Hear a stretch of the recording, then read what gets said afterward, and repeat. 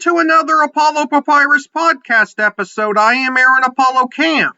For this episode, my interview guest is a British-born educator in Thailand and is a nonfiction author, blogger, and podcast host who writes and talks about education-related subjects.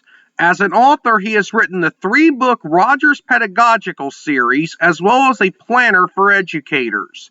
His name is Richard James Rogers, and my interview with Richard will follow the teleportation sound. Richard James Rogers, welcome to the Apollo Papyrus podcast. Thank you very much, Aaron. It's my pleasure to be here. Feel free to introduce yourself to our listeners. Well, I'm Richard James Rogers. I'm an award-winning author. My debut book, which is called The Quick Guide to Classroom Management, 45 Secrets That All High School Teachers Need to Know, won the Reader's Favorite Bronze Medal for Nonfiction in 2020. I've written 4 books in total. You can probably guess from my accent that I come from the UK. I come from North Wales, from a little town called Flint in the UK. And as my day job, I'm an international school teacher here in Bangkok, Thailand, where I teach mathematics. I'm going to preface this by describing a word that American English speakers might, like myself, might not be familiar with, and that is pedagogical. Did I pronounce that correctly? Yes, you did. Yes, pedagogical. And it's the adjective form of teacher or instructor. Yes, correct. On to my question, you've written 3 books in the Rogers Pedagogical series, The Quick Guide to Classroom Management, which you mentioned a little bit about earlier, and then as well as The Power of Praise and 100 Awesome Online Learning Apps. Without spoiling too much of the books in your series, what are each of them about? Yeah, great question, Aaron.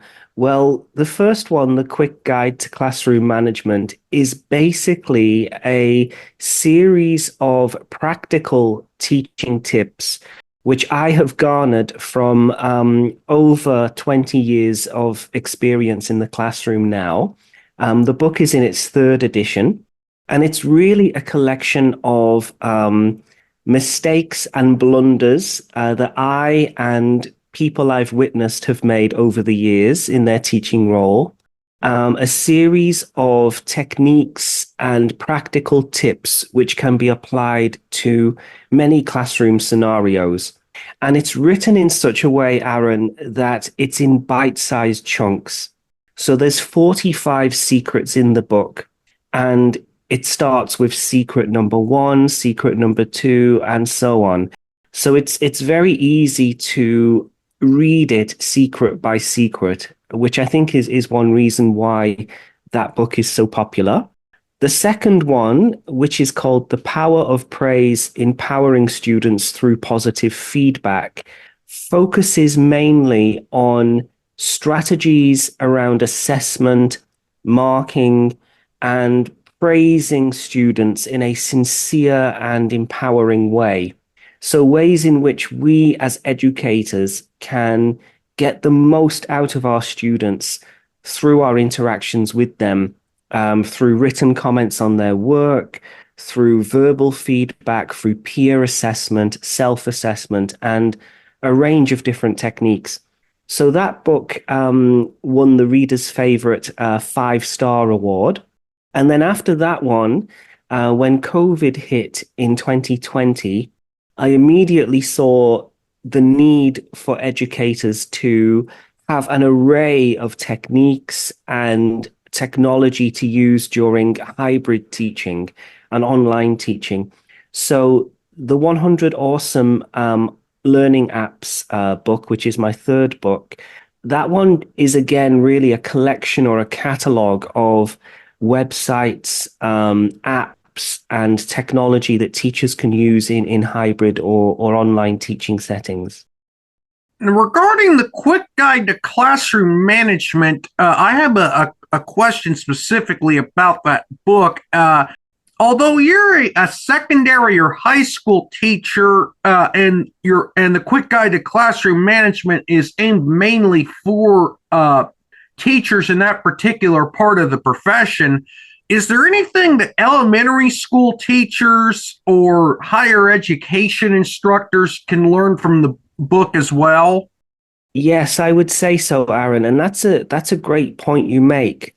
Because I've had a lot of emails and correspondence from teachers in primary school and lower down the schooling system, who have said that they've gained a lot of insight from that book, particularly when it comes to the structure of an effective lesson, such as starting lessons promptly and how to do that using a system I called the 3 A's, which is a way of really engaging students at the beginning.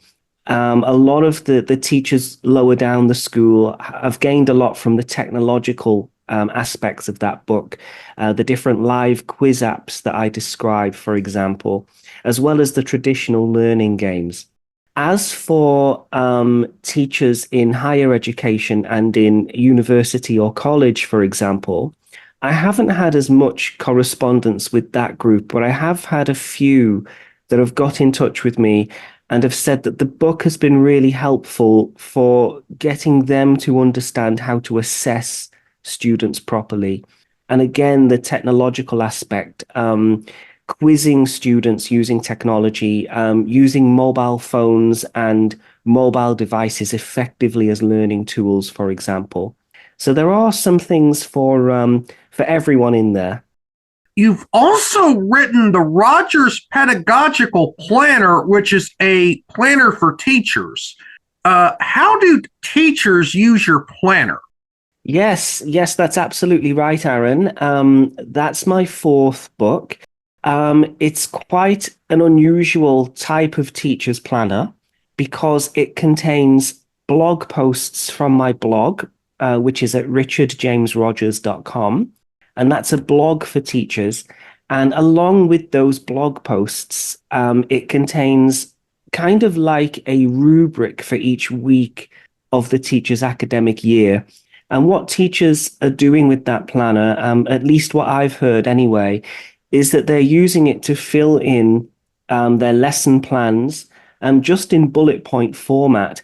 And also on each double page spread of that book, there's a notes section as well, where they can write down meeting minutes, or they can write down anything they've learned from professional development, for example, or anything they've learned from reading the blog posts that are inside that book. It's a very, very thick book. It's almost 600 pages, but it is designed to be a 1 year teacher's planner that's fully interactive, and at the same time is designed to give teachers some insights into classroom management and be a professional development tool.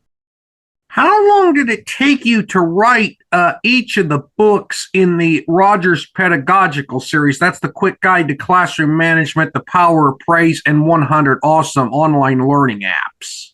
Oh, they took a while, Aaron, to be honest. The first book probably took me the longest. So from start to finish, the Quick Guide to Classroom Management took me almost exactly 2 years to complete. The Power of Praise took me about 14 to 15 months, so about 1 year and a quarter. And the 100 Awesome Online Learning Apps took me about 9 to 10 months to finish. What are the easiest and hardest parts of writing nonfiction books for you? Oh, I love that question, Aaron. I mean, I could talk for so long about this. I think, unfortunately, there is this trend now where people are going online and thinking, how can I make some quick money? And they're looking for search terms that people are searching for, using tools like merchant words, for example, and they're churning out these very quick, superfluous, surface level nonfiction books just because they're hitting keywords on a search engine. And I have to say that is not first of all, the successful way to write a nonfiction book, and it's also not an appropriate way to do it either. The biggest challenges really revolve around subject knowledge, first of all. You really do have to know the subject, topic, and content of a nonfiction book really, really, really well. You have to know it very deeply. Um, it's not going to be successful, for example. Let's say you wanted to write a book in project management, let's say, and let's say that person has no experience. They've just done a quick certificate, maybe the Google certificate in project management, for example, and then that person decides to write a book about it. Um, I don't believe that's a successful approach because you really do have to know the ins and outs of your topic and subject very, very, very deeply, because it's only then when you can describe everything in ways in which people can relate to, and you can use context and case studies and personal experiences, which are really important for nonfiction books. The second challenge, I would say, Aaron, is the referencing and the citations.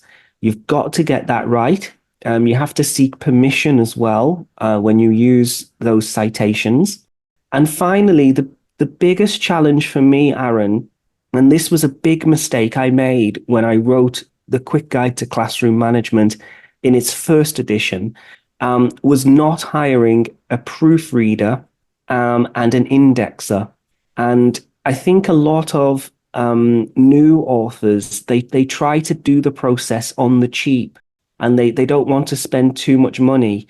But unfortunately, you do have to invest in a very good proofreader, a very good indexer, because any nonfiction book must have an index. And you also have to have a good typesetter as well. So for me, I found my contacts through Fiverr, which is a very good online platform for getting professional freelancers like that. Yes, and I think those would be my top three challenges, Aaron. Are all your books self-published, traditionally published, or hybrid published, or did you use a combination of publishing methods for your books? They're all self-published, Aaron, all of them.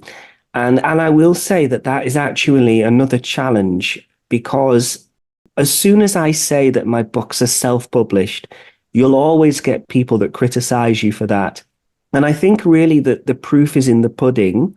In my particular case, all anyone needs to do is Google my name, Richard James Rogers, and it comes up with a knowledge box and really showcases that process has been successful for me. And it's been successful because, again, of the time investment and investing in professionals to help me. But also, when you self-publish, of course, you can market the book in your own way. You have complete creative freedom over how you advertise the book, how you write the book, and of course, you get more profit from royalties as well, which is an added bonus. You currently teach at an international school in Thailand. What do you love most about teaching at an international school in Thailand? Oh, there's so many things, Aaron. It's an amazing job. It is so fulfilling. What I think I love the most is really just helping young people to become better versions of themselves. And I know that that's a very corny, cheesy phrase that is thrown around quite often these days, but it is true. As an international school teacher, my role involves raising the attainment of my students, maximizing their progress, but as an added dimension, also helping them with their English language comprehension. Because I don't just teach mathematics, I'm teaching mathematics to students who don't have English as their first language in many cases. So it involves being very creative in the classroom, being very active, using many strategies to get the children excited in the lesson and in the subject. And as an addition to that, Aaron, I would say that the children at international schools in Thailand, they tend to be very well behaved, very focused, and very eager to learn, which is every teacher's dream, really. And it means that I can focus on the active engagement strategies and the pedagogical techniques and the metacognition and all the other good things that go into teaching, rather than focusing too much on behavior management, which is often what teachers in my home country in the UK tend to focus on quite a lot. In addition to your work as a teacher in Thailand, you also host corporate training workshops in Thailand. How do your corporate training workshops work? Yes, that's absolutely right, Aaron. That is actually a follow-on from being so successful as an author and being Google famous as an author. I've been able to capitalize on that fame and on the reputation that's come from that to offer corporate training workshops. So I offer 1 day and kind of week by week workshops, although the 1 day workshops are the most popular at the moment, in public speaking, agile project management, and also in train the trainer, which is kind of like classroom management and teaching techniques, but for trainers at companies in for big corporate clients. Most of my business and contacts have come through networking with the British Chamber of Commerce and other chambers here in Thailand. And basically, Aaron, people book me to go into their companies and train their staff for 1 day or a few days or multiple workshops across the year. And I charge based upon the number of people who attend.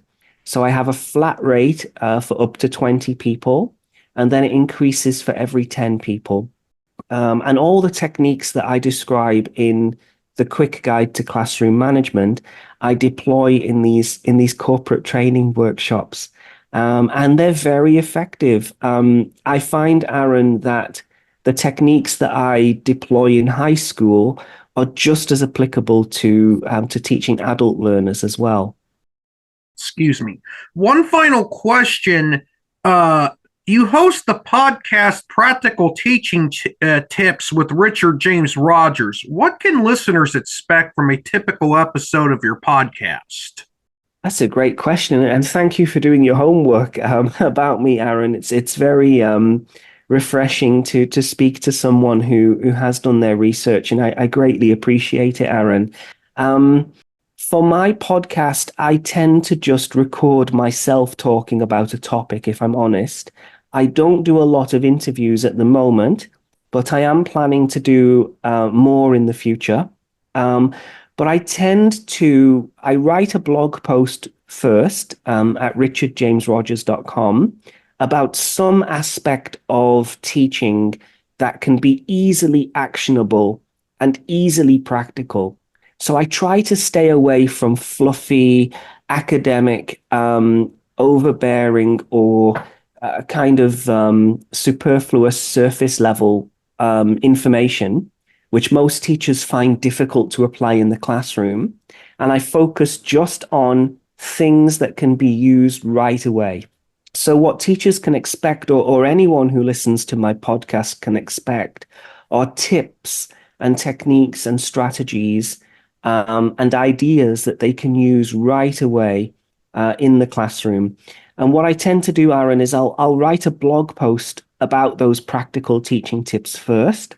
And then what I'll do is I'll read my blog post into the podcast and add my commentary along the way and add my own kind of spin on things as I read that. So that's what it's like at the moment. Richard, you were a very insightful guest, and I thank you for appearing on the Apollo Papyrus podcast. It's my absolute pleasure, Aaron. Thank you so much for the time you've taken to research me and to question me so clearly. It's been a real pleasure speaking with you.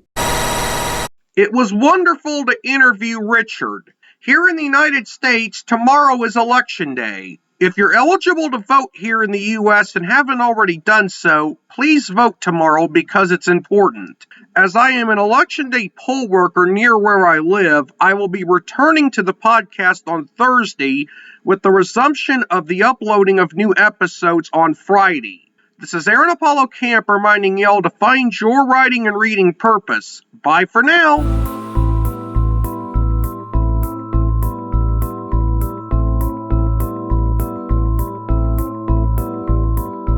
Copyright 2024, Aaron Apollo Camp, all rights reserved. This podcast episode is intended for the private listening of our audience. Any reuse or retransmission of this episode without the express written consent of the podcast host is prohibited, except under fair use guidelines. Royalty-free music and sound effects obtained from https://www.zapsplat.com.